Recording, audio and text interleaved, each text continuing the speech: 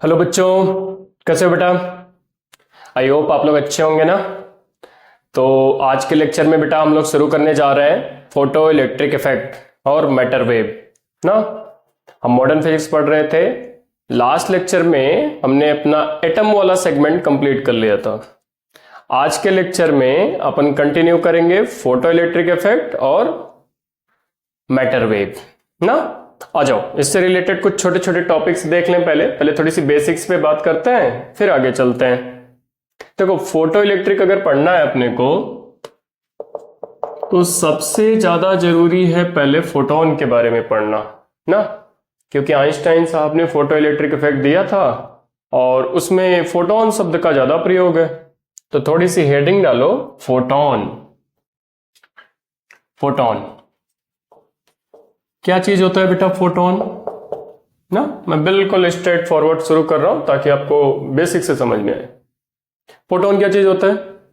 तो आइंस्टाइन साहब ने क्या कहा था कि लाइट कैसे बनी हुई है? पार्टिकल से। और अगर लाइट आ रही है तो एनर्जी आ रही है, और वो एनर्जी में जो छोटे छोटे पार्टिकल हैं उन्हीं को क्या बोला गया? फोटोन। आ जाओ, देखो, आइंस्टाइन साहब ने कहा कि अगर मान लो ये कोई सरफेस है, ठीक है, उस पे ऐसे लाइट आ रही है, तो उन्होंने कहा कि जो लाइट है ना वो पार्टिकल से मिलकर के बनी हुई है, और ये जो पार्टिकल हैं इन्हीं को उन्होंने बोल दिया क्वांटा, और इन्हीं क्वांटा को अपन बोलते हैं फोटोन। तो क्या लिखें इसकी डेफिनेशन? कि light is made of particle. ये कौन मान रहा था? आइंस्टाइन। या फिर इन्हीं को बोल सकते हैं quanta. And light is made of the particle. These particle is called as photon. तो आइंस्टाइन साहब का ऐसा मानना था कि लाइट पार्टिकल से मिलके बनी है, और ये जो छोटे छोटे पार्टिकल हैं इन्हीं को अपन क्या बोलते हैं? फोटोन। अच्छा, इनके बारे में उन्होंने कुछ प्रॉपर्टीज बताई। क्या प्रॉपर्टीज बताई? कि ये चार्जलेस हैं, मासलेस हैं। तो लिख लेना चाहिए कि it is a chargeless particle. ये एक चार्जलेस पार्टिकल है। तो बेटा अगर इस पे चार्ज जीरो है, अगर ये चार्जलेस पार्टिकल है, तो अगर इसको उठा करके इलेक्ट्रिक फील्ड में डालेंगे तो इस पे कोई फर्क पड़ेगा कि नहीं पड़ेगा? नहीं पड़ेगा ना। तो लिख लेंगे it have no effect. It have no effect of electric field and magnetic field.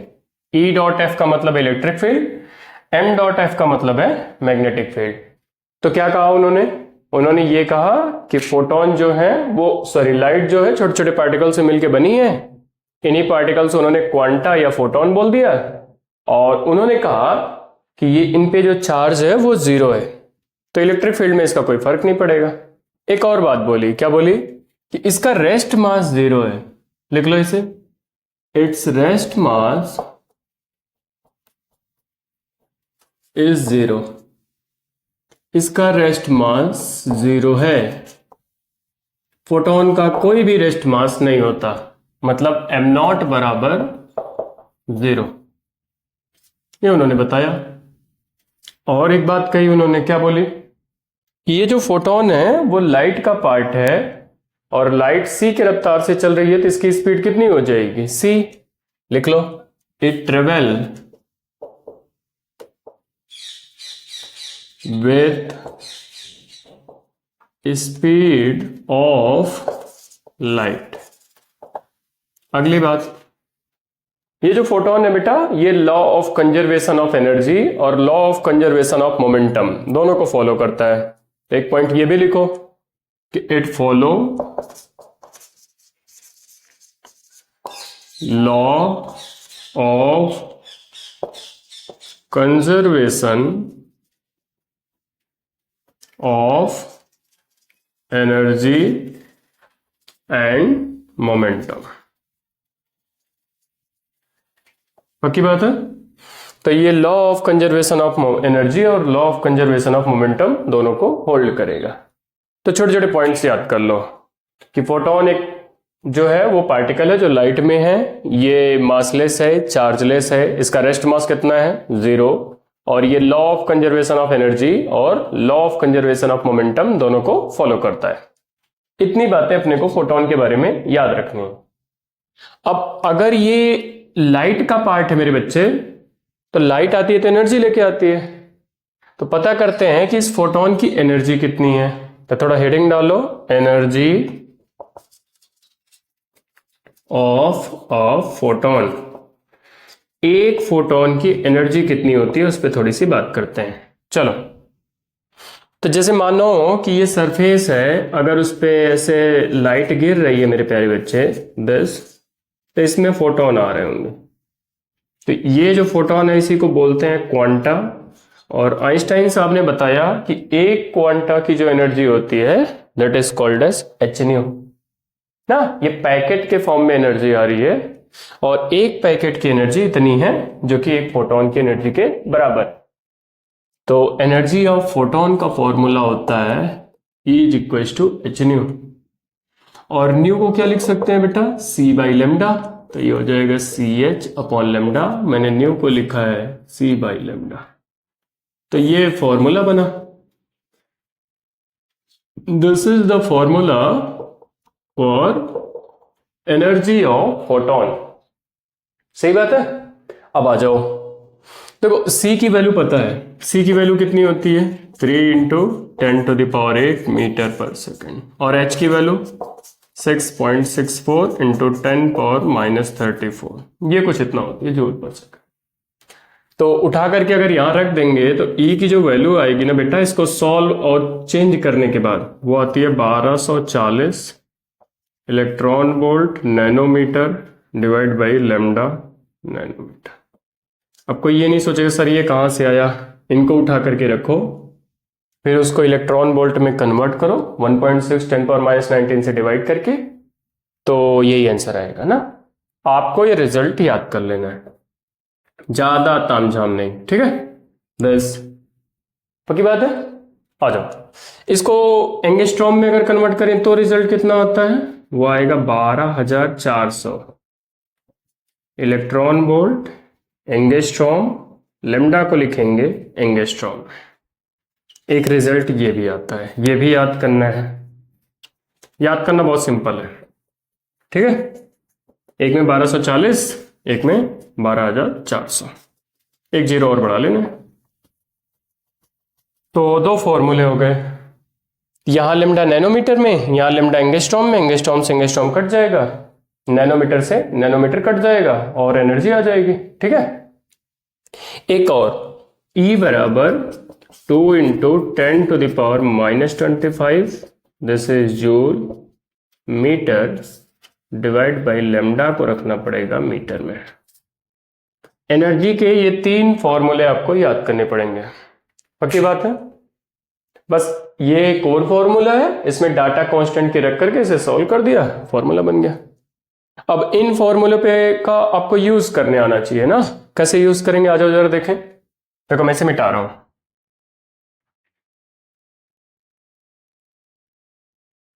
अपन क्या करेंगे यहां पे, हम यहां पे कुछ वैल्यूज दे देते हैं आपको लेमडा की, ताकि आपको एनर्जी निकालने आए। इसमें कौन सी रॉकेट साइंस है।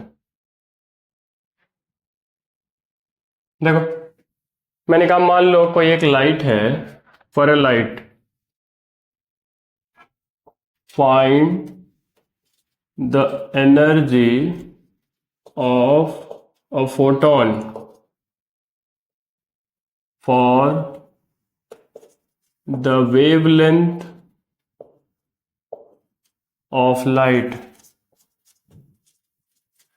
चलो फर्स्ट लेमडा बराबर 200 नैनोमीटर, सेकंड लेमडा बराबर 4000 एंगस्ट्रॉम, और थर्ड लेमडा बराबर 4 इंटू 10⁻⁻7 माइनस में 6 कर देते हैं 10 मीटर, ठीक है।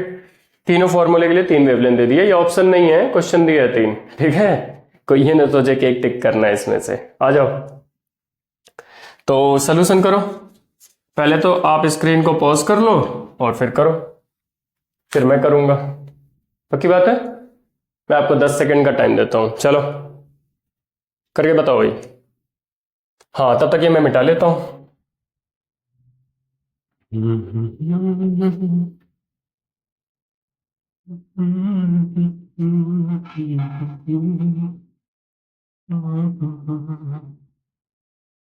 चलो कर लिया भैया, देख लो। आ जाओ, अपना आंसर मैच करो। आंसर मैच करने के लिए फॉर्मूले लगाने पड़ेंगे। आ जाओ, लगाए। तो सॉल्यूशन ई का फॉर्मूला क्या होता है बेटा? C h by lambda. But अपन ये लगाएंगे तो सी एच रखना पड़ेगा। अपन सॉल्व वाला फॉर्मूला रखते हैं। पहले लेमडा किस में दिया भाई? नैनोमीटर। तो 1240 इलेक्ट्रॉन वोल्ट नैनोमीटर, और लेमडा को यहाँ नैनोमीटर में रखो, मतलब 200। जीरो ने जीरो को मारा, 10 ने 10 को मारा, 6.2 इलेक्ट्रॉन वोल्ट। पहले की एनर्जी तो इतनी आएगी। पक्की बात है ना? समझे मैंने क्या किया? कुछ भी नहीं किया, उठा के डाटा रख दिया, काट पीट दिया, काम खत्म। अगला, दिस इज फर्स्ट।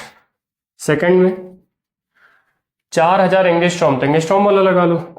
ई बराबर 12400 electron volt angstrom divide by 4000 angstrom. Angstrom से एंगस्ट्रॉम कट गया, 2 जीरो से 2 जीरो कट गया, दिस से काटेंगे, एनर्जी आएगी 3.1 इलेक्ट्रॉन वोल्ट।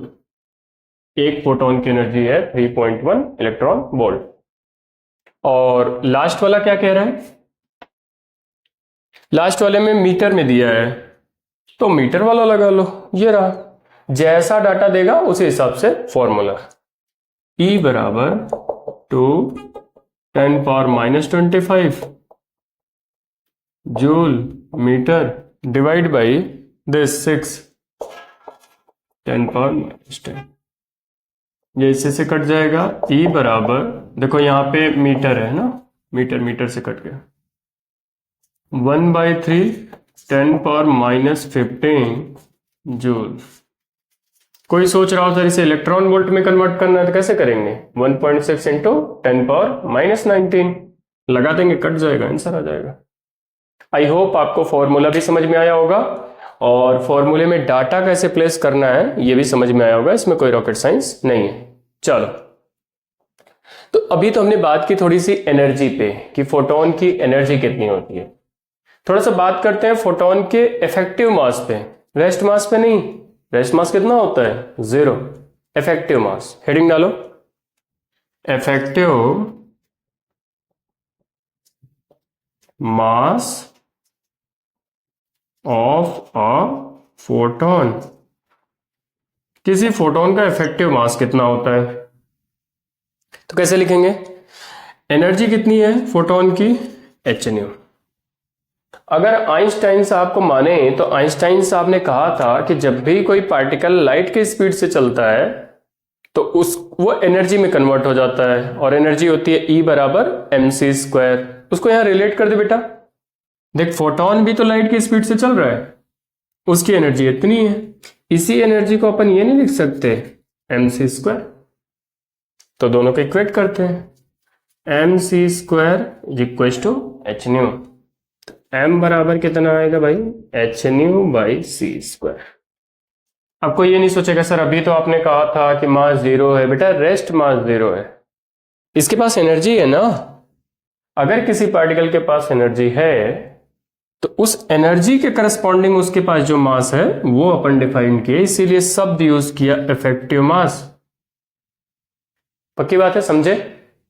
एनर्जी से जो मास बनेगा वो मास इतना है hν/c²। अच्छा, इसको एक और तरीके से लिख सकते हैं, देखो ये साइड में लिख दो। न्यू को क्या लिख सकते हैं? c/λ। तो m को लिख सकते हैं, दिस इज हो जाएगा ch divide by λc²। c ने c को मार दिया, तो m बराबर आ जाएगा h divide by λc। This is the effective mass of photon. तो अगर वेवलेंथ पता है लाइट की, c पता है, h पता है, रखेंगे, आंसर आ जाएगा। आई होप आपको बात समझ में आई होगी ना। कुछ भी नहीं है, बेसिक सी बात की है। अभी तो मैं बेसिक टर्म की बात कर रहा हूं जो फोटो इलेक्ट्रिक और मैटर वेव पढ़ाने के लिए आपको जरूरी पढ़ाना पड़ेगा। तो ये तो हो गया फोटोन का मास, एनर्जी भी निकाल ली, मास भी निकाल लिया, फोटोन के बारे में पढ़ लिया। थोड़ा इसका मोमेंटम देखते हैं, दौड़ रहा है ना, मोमेंटम। हेडिंग डालो तो, मोमेंटम ऑफ ए फोटोन। तू नहीं तो ये रुत क्या करें क्या करें। हाँ भाई, मोमेंटम, मोमेंटम ऑफ फोटोन। देखो, अच्छा एनर्जी और मोमेंटम में क्या रिलेशन होता है भाई? आप कहेंगे E बराबर पी स्क्वायर बाई 2m ना, वो यहां नहीं चलेगा। क्यों? आ जाओ। क्योंकि यहां जो चीजें दौड़ रही है ना वो लाइट के स्पीड से दौड़ रही हैं, और जब भी चीजें लाइट के स्पीड से चलना शुरू करती हैं तो थ्योरी ऑफ रिलेटिविटी आ जाती है। और थ्योरी ऑफ रिलेटिविटी ये कहती है कि E square p square c square plus m not c की पावर 4, ये कुछ रिलेशन होता है। पक्की बात है ना? यहां से अगर निकालेंगे तो E बराबर में दिस, शायद एम नॉट का स्क्वायर होता है, एम नॉट का स्क्वायर इंटू सी की पावर 4, क्योंकि ये हटेगा तो E बराबर एम सी स्क्वायर। हाँ, दिस, ये रिलेशन चलता है अपने पास। तो अगर ये रिलेशन है मेरे प्यारे बच्चे, अच्छा कुछ लोग सोच रहे होंगे सर ये रिलेशन कहां से आया? ये रिलेशन आपको याद नहीं करना, न ये आपके काम का है, बस इससे अपन रिजल्ट निकाल करके याद करेंगे। ये रिलेशन आपको पढ़ाया जाएगा जब आप आगे जाओगे ग्रेजुएशन में, कॉलेज में। तो देखो, हमें फोटोन के बारे में बात करनी है। फॉर फोटोन, फॉर फोटोन, तो अगर फोटोन के लिए देखें तो उसका रेस्ट मास कितना है बेटा? 0। एम नॉट बराबर कितना है? 0, अभी पीछे पड़ा। This is the rest mass, this is P is the momentum, E is the energy. परेशान नहीं होना एक्सप्रेशन को देख के, मैं वादा कर रहा हूं कि काम का नहीं है। तो यहां पे इसको 0 कर देंगे तो E square is equal to आ जाएगा पी स्क्वायर सी स्क्वायर। तो ई बराबर आ जाएगा अपने पास पी सी। बस ये अपने काम का है। क्योंकि फोटोन के लिए रेस्ट मास 0 होता है तो उसको उठा के यहां रख देंगे। ई की वैल्यू आएगी पी सी, जो कि आपको याद करनी है। जहां ई क्या चीज है? एनर्जी ऑफ अ फोटोन, और पी है मोमेंटम।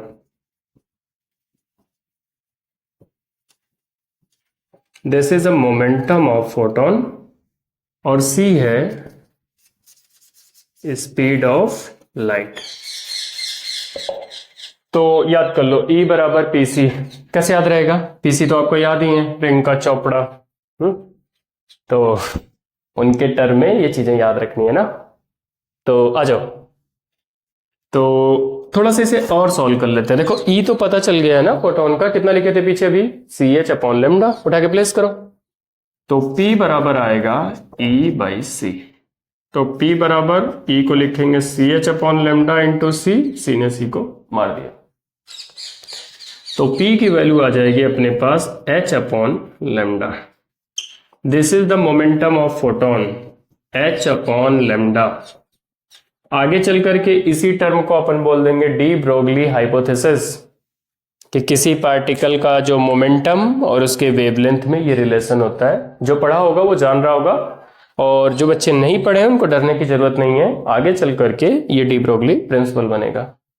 पक्की बात है ना? तो अभी के लिए तो इतना एक्सेप्ट कर लेना है क्या, कि एनर्जी होती है ये फॉर्मूले CH अपॉन लेमडा, और मोमेंटम लिखा जाता है E बराबर PC, और अगर सॉल्व करके मोमेंटम निकालें तो H बाई लेमडा आता है। पक्की बात है? चल, अब मैं इस पे कुछ छोटे छोटे आपसे क्वेश्चन पूछता हूं फोटोन के मोमेंटम पे। देखो आ जाओ,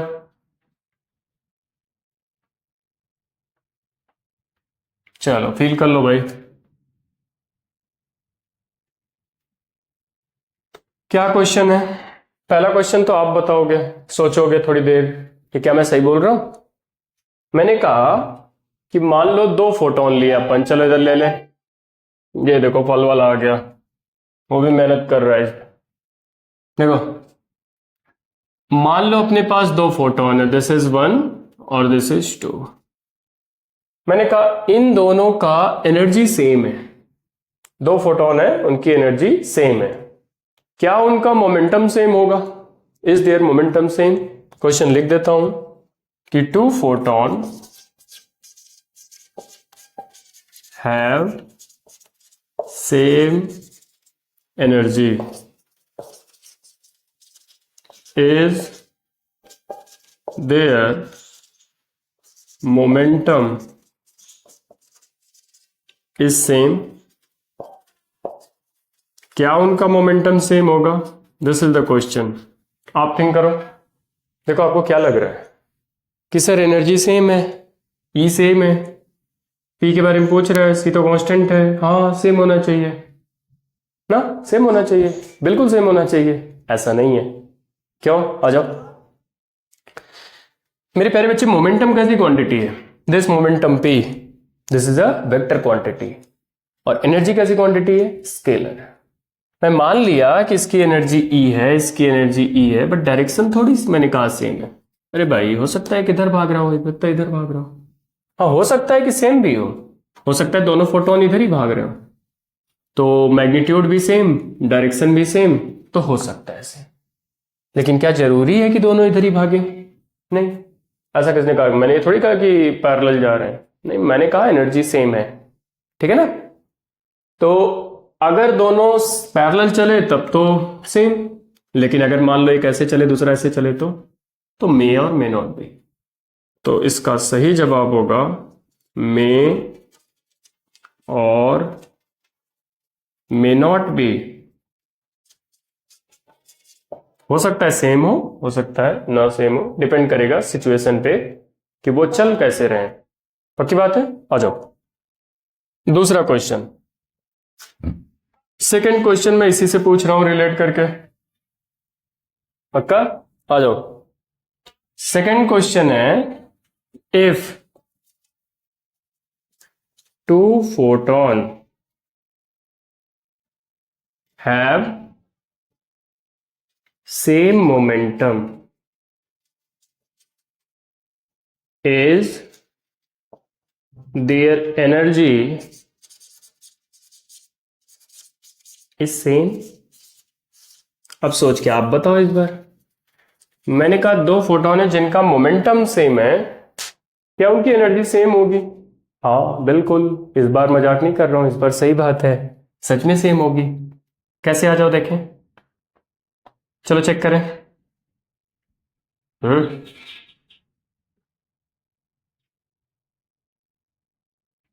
आ जाओ भाई।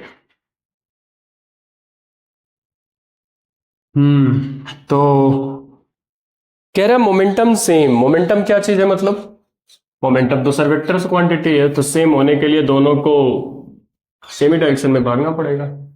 तो यार अगर मोमेंटम सेम है तो एनर्जी तो पक्का सेम हो जाएगी, क्योंकि एनर्जी तो स्केलर है ना। तो आंसर होगा यस, 100% गारंटी है, इस बात की गारंटी है कि वो सेम होगा। तो आई होप आपको बात समझ में आई होगी ना। कभी कभी इस पे छोटे छोटे न्यूमेरिकल्स काम में आ जाते हैं, मतलब डायरेक्ट क्वेश्चन नहीं आता, लेकिन ये जब क्वेश्चन सॉल्व करेंगे तो ये एबिलिटी आपको काम आएगी। देखो कैसे, छोटा सा क्वेश्चन पूछता हूं, find out the momentum of a photon having energy 100 mega electron volt ना, 100 क्या 300 ले लो, अच्छा आंसर आएगा। 300 मेगा इलेक्ट्रॉन वोल्ट। एक फोटोन है जिसके पास एनर्जी है 300 मेगा इलेक्ट्रॉन वोल्ट। हमें बताना है कि उसका मोमेंटम कितना है। पक्की बात है? क्वेश्चन समझ में आया? तो कुछ भी नहीं करना, दिस इज अ महालल्लू क्वेश्चन, मुझे शर्म आई पूछते वक्त, बट फिर भी पूछ लिया। ई बराबर क्या चीज है भाई? P c. तो P बराबर E बाई सी। E कितना दिया है? 300 मेगा। अब यूनिट कन्वर्जन आना चाहिए, यानी 300/c कर दिया सर, मार दिया, आ गया आंसर। अरे नहीं रे बाबा, P बराबर 300 मेगा है, इसका मतलब 1.6 10⁻13। आई होप कन्वर्जन आपको आता होगा। डिवाइड बाई में 3 इंटू 10⁸, 3 ने दिस को निपटाया 100 और दिस ने दिस को निपटा दिया, यहाँ 6 बचा हुआ है, तो क्या बात है ना। और ये 6 ऊपर जाएगा तो इसमें जुड़ जाएगा तो -19 आ जाएगा। तो दिस इज, देखो क्या बना,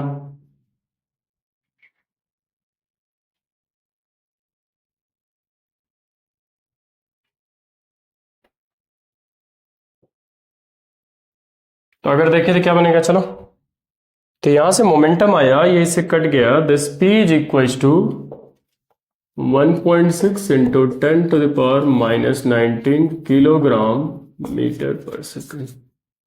तो आई होप मोमेंटम के बारे में आपकी समझ ठीक हो गई होगी। कुछ भी नहीं, P बराबर E बराबर PC या P बराबर h/λ, काम खत्म है। ठीक है, थोड़ी सी बात और करते हैं आपसे, छोटी छोटी बातें। हमने क्या क्या निकाला अभी, हमने निकाल लिया सर एनर्जी, इफेक्टिव मास और मोमेंटम, ये 3 चीजें पढ़ ली हैं। थोड़ी सी बात कर लेते हैं इंटेंसिटी। अभी इनका यूज करूंगा मैं, ठीक ठाक यूज करूंगा। बेसिक चीजें हैं जो मुझे जरूरी पड़ेंगी फोटो इलेक्ट्रिक पढ़ाने में, माइक्रोवेव पढ़ाने में, बीच बीच में, ताकि अपन कोई तामझाम ना रहे। कैसे इंटेंसिटी डिफाइन करते हैं, जैसे मान ले सरफेस है, तो सरफेस पे ऐसे लाइट आ रही होगी ना, लाइट आएगी तो क्या आ रही होगी, एनर्जी। तो इंटेंसिटी आई को ऐसे डिफाइन करते हैं, energy per unit area per unit time. और क्या बात है ना, energy per unit area per unit time. तो आई बराबर एनर्जी को किससे लिखते हैं, ई ए, टाइम को टी से। अच्छा, ई बाई टी ये क्या चीज होता है, power, energy per unit time that is power, power per unit area. Intensity को डिफाइन करते हैं कितना पावर गिरा कितने एरिया पे, दोनों का रेशियो। और अगर यूनिट की बात करें तो क्या आएगा, watt per metre square, that is the unit. तो उतार ले इसे ना, तब तक मैं पानी पी लेता हूं, इसे उतारो, चलो भाई उतार लो।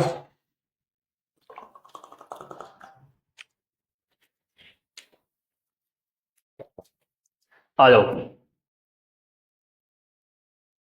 तो ये इंटेंसिटी हो गया। एक और छोटी सी चीज जो मुझे जरूरी पड़ेगी बीच में पढ़ाने के लिए ना, रिफ्लेक्टिव एंड ट्रांसमिटिव पावर। जरा हेडिंग डालो तो, transmissive and reflective power of a surface. Power, कहीं कहीं पावर ना रिफ्लेक्टिविटी और ट्रांसमिटिविटी भी बोला जाता है, जो मन का लिख लो, फील होनी चाहिए, बल्कि लिख लो सही तरीके से, लिखो reflectivity and transmittivity, reflectivity and transmittivity.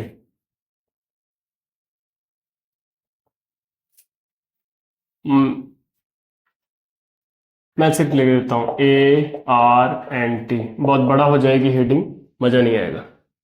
देखो तुम पूरा लिख लो, reflectivity, transmittivity and absorptivity of a surface. आ जाओ। तो हम बात करने वाले हैं A, R और T की। क्या चीज है जरा समझो तो, इधर आओ। मान लो कि ये कोई सरफेस है, दिस, इस सरफेस पे ऐसे लाइट आ रही है, तो लाइट गिरी तो कौन गिरा, फोटोन। हम मान लेते हैं कि पर सेकंड इस पे n फोटोन आए, n आ रहे हैं पर सेकंड, होपफुली याद रहे पर सेकंड बोला है। तो देखो कोई भी दुनिया की सरफेस हो, कुछ पार्ट को तो वो रिफ्लेक्ट कर देगी। मान लो पर सेकंड रिफ्लेक्ट हुए nr, कुछ पार्ट ऐसे अंदर गया होगा, ऐसे निकल गया होगा। मान लो nt को उसने ट्रांसमिट कर दिया, और कुछ पार्ट यहां एब्जॉर्ब हो जाएगा, मान लो उनकी संख्या है Na। मतलब 100 फोटोन आए तो 50 रिफ्लेक्ट हो गए, 20 एब्जॉर्ब हो गए, 30 ट्रांसमिट हो गए। कुछ इस तरीके से मैं बोलना चाह रहा हूं। तो क्या मुझे ये लिखने की इजाजत है Na plus Nr plus Nt होना चाहिए। अरे यार 100 आए, 50, 30, 20 लिख सकता हूं, क्या दिक्कत है इसे। तो क्या मैं ये चीज कैलकुलेट कर सकता हूं Na/n Nr/n Nt/n। इसको बोलते हैं एब्जॉर्प्टिविटी ऑफ ए सरफेस ना, कितना एब्जॉर्ब किया कितने में, ये फ्रैक्शन लिखा हुआ है कि absorb number divide by total, reflected number divide by total, transmitted number divide by total. इसको ऐसे लिखते हैं A plus R plus T is equal to 1। A क्या है एब्जॉर्प्टिविटी, R है रिफ्लेक्टिविटी और T है ट्रांसमिटिविटी। बट हमारे केस में A की वैल्यू याद रहे, आगे चल करके यूज करूंगा। A बराबर Na/n है, R बराबर Nr/n है और T बराबर Nt/t है। हमारे केस में हम ये मान करके चलेंगे कि सरफेस ट्रांसमिटिविटी नहीं है, ट्रांसमिटिव नेचर नहीं है उसका, कोई लेंस नहीं लेंगे जनरली। पक्की बात है। तो अगर हम ये मान करके चलेंगे तो हमारे लिए क्या होगा A प्लस R बराबर 1। या तो हमारा सरफेस जो होगा कंप्लीटली एब्जॉर्बिंग होगा, या तो हमारा सरफेस कंप्लीटली रिफ्लेक्टिंग होगा, बाकी और कुछ नहीं होगा। चलो, तो अगर ये हो गया तो इसका थोड़ा सा भी यूज करेंगे लेटर। अभी के लिए कुछ और छोटी सी चीज देखते हैं। एक और छोटी सी चीज है नंबर ऑफ फोटोन इंसिडेंट पर सेकेंड। जरा हेडिंग डालो, this is very important. Number of photon incident on a surface per second. किसी सरफेस पे पर सेकेंड कितने फोटोन गिरेंगे उनके लिए एक फॉर्मूला बनाते हैं। पक्की बात है। देखो आ जाओ, जैसे मान लो कि ये कोई सरफेस है, इस पे मान लो लाइट आ रही है ऐसे, तो लाइट आएगी तो लाइट का कुछ तो इंटेंसिटी होगी, अभी डिफाइन किया दिस आई। और मान के चलते हैं कि सरफेस का क्रॉस सेक्शनल एरिया ए है, ऊपर वाला एरिया जिस पे लाइट गिरी है ना। तो मैं निकालना चाह रहा हूं कि एक सेकंड पे इस पे कितने फोटोन गिरे, नंबर ऑफ फोटोन इंसिडेंट पर सेकंड एन, इसे कैपिटल एन से डिनोट करूंगा। कैसे पता चलेगा, अपन ये देख लेते हैं कि एक सेकंड में कितनी एनर्जी गिरी और उसे एक फोटोन की एनर्जी से डिवाइड कर देते हैं। देखो दिस इज होगा energy of 1 second divide by energy of 1 photon that is h new. I hope आपको समझ में आ गया होगा। अरे भाई एक सेकंड में कितनी एनर्जी गिरी टोटल, और एक फोटोन की एनर्जी से डिवाइड कर देंगे तो नंबर आ जाएगा। तो देखो कितना आया,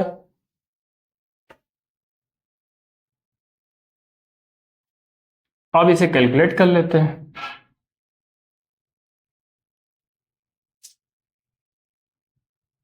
देखो एनर्जी 1 सेकंड में कैसे निकालेंगे, एनर्जी 1 सेकंड में जो गिरती है वो पावर के बराबर होती है। कहीं पे अगर 1 सेकंड की एनर्जी की बात करते हैं दैट इज द पावर ना, तो ये लिखा हुआ है पावर। तो this n is equal to p divide by h nu. n बराबर p, न्यू को क्या लिख सकते हैं c by lambda. This n बराबर आएगा p lambda by c h. p lambda by c h, this is the formula for number of photon. p क्या चीज है भाई यहां पे, पावर। p बराबर पावर ऑफ लाइट सोर्स, जिस सोर्स से लाइट आ रही है उसका पावर है। पक्की बात है। और लेमडा वेवलेंथ सी एच आप जान ही रहे हो।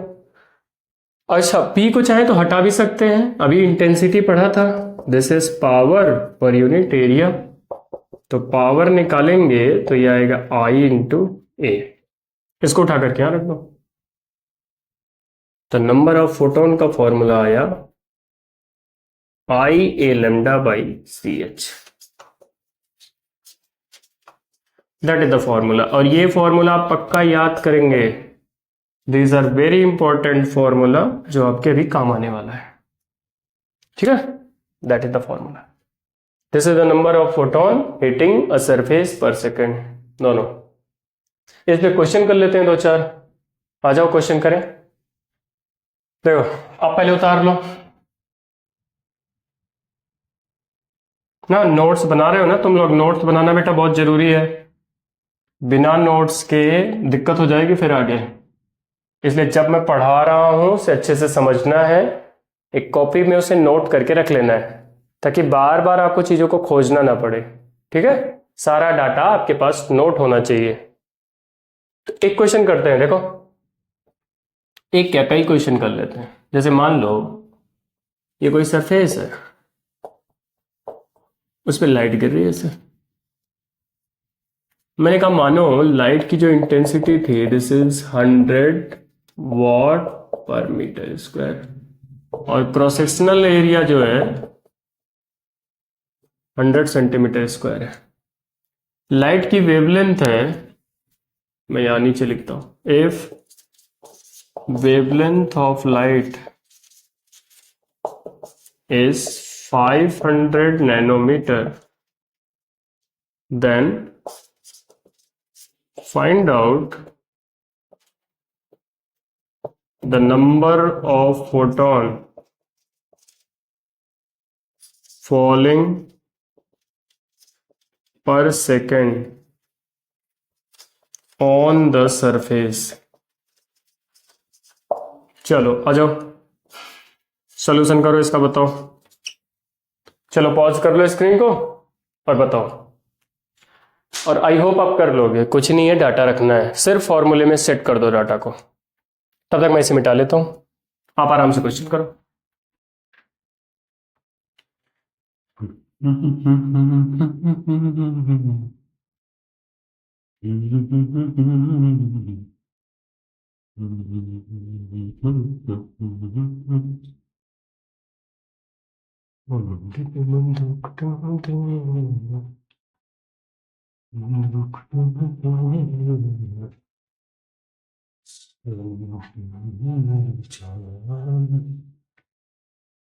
भाई मेरे बच्चों आ गया आंसर।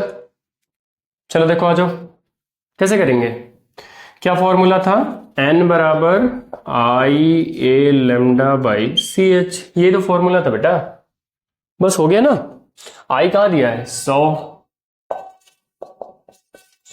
और ए की वैल्यू कितना दिया 100 सेंटीमीटर स्क्वायर। देखो सेंटीमीटर को मीटर में कन्वर्ट करोगे तो 10 पावर -4 आएगा, -2 दो बार तो -4।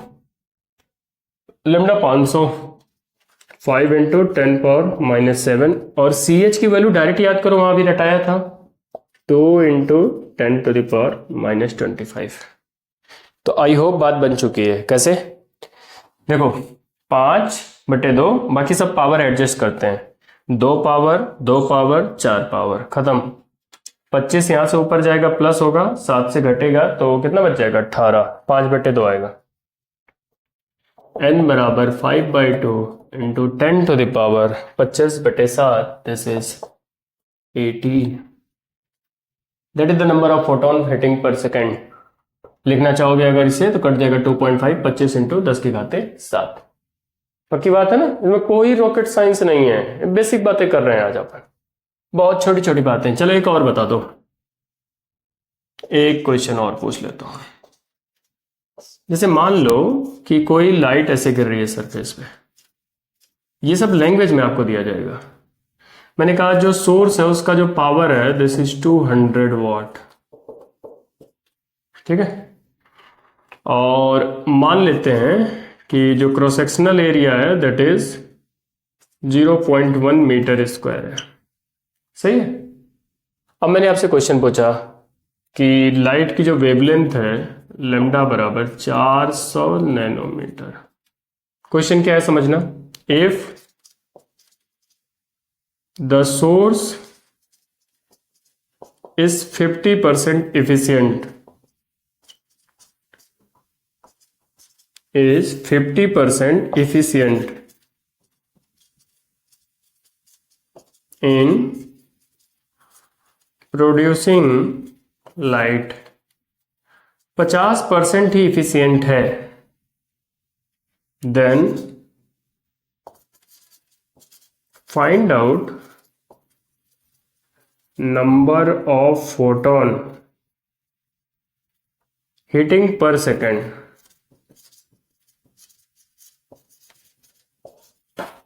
On surface. सरफेस पे पर सेकेंड कितने फोटोन जा रहे हैं ये अपने को निकालना है। मैंने एक छोटा सा यहां पे क्लू लगाया है, इफिशिएंट ना, अगर आप इसे समझ पाओ तो क्वेश्चन में कोई दम ही नहीं है, फिर तो एक लाइन का क्वेश्चन है। आ जाओ देखें कैसे सॉल्यूशन। पहले आप करो। देखो पावर के टर्म में फॉर्मूला क्या था नंबर ऑफ फोटोन का? फोटोन का फॉर्मूला था NPH या N is equal to P lambda CH। बात है सर एरिया भी दिया हुआ है। अरे एरिया किसी काम का नहीं, this is a dummy data, किसी काम का नहीं ना, वो बहकाने के लिए ताकि बच्चा बहक जाए। तो NPH सॉल्व कर लिया जाए, आ जाओ। N is equal to P 200। अच्छा हाँ, क्या 200 रख दिया जाए यहाँ पे? क्या 200 रखा जाए? नहीं, 200 अगर रख दिए तो सत्यानाश हो जाएगा। यही सिखाना चाह रहा हूं कि बेटा जो पावर है वो 200 वॉट है, लेकिन जो सोर्स है वो 50% ही इफिशियंट है। 50% इफिशियंट का मतलब कि 200 वॉट वो एनर्जी निकाल ही नहीं रहा है। वो 200 वॉट उसकी क्षमता है, वो इसके आधे क्षमता से ही लाइट बना रहा है।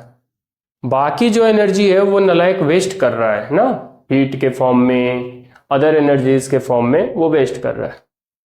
तो जितनी एनर्जी से लाइट बनाया होगा उसी के कारण तो फोटोन बने होंगे। कितनी एनर्जी से लाइट बनाया? 100 से, क्योंकि 50% का है तो बस 100 रख लो।